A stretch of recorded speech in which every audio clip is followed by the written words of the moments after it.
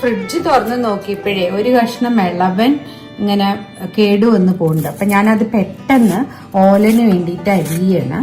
ചതുര കഷ്ണങ്ങളായിട്ടാണ് നമ്മൾ ഓലന് അപ്പൊ ഞാൻ ഇളവൻ മുറിച്ചിട്ട് ചെറിയൊരു പാത്രത്തിൽ വെച്ചിട്ടുണ്ട്. അതിലൊരു 2-3 പച്ചമുളകും കീറിയിട്ടു. ഇത് എളുപ്പത്തിൽ ഉണ്ടാവുന്ന ഒരു കറിയാണ്.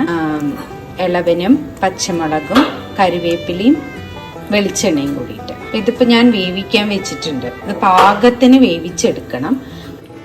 നമ്മുടെ ഓലന്റെ കഷ്ണങ്ങളൊക്കെ ഒരുവിധം വെന്തിട്ടുണ്ട്. വല്ലാതെ വെന്തുടയണ്ട, കാരണം ഇതിങ്ങനെ കഷ്ണം ഇങ്ങനെ കുറച്ചൊന്ന് കടിക്കണ മാതിരത്തെ കഷ്ണാവണം. അതിലേക്ക് ഞാൻ ഇത്തിരി ഉപ്പിടാൻ പോവാണേ. ഒരു 1/2 ടീസ്പൂൺ ഉപ്പിട്ടു. ഒന്ന് നന്നായിട്ട് ഇളക്കിയിട്ട് ഒന്നും കൂടി തിളച്ചോട്ടെ. ആ ഉപ്പൊന്ന് കഷ്ണത്തിലേക്ക് പിടിക്കും.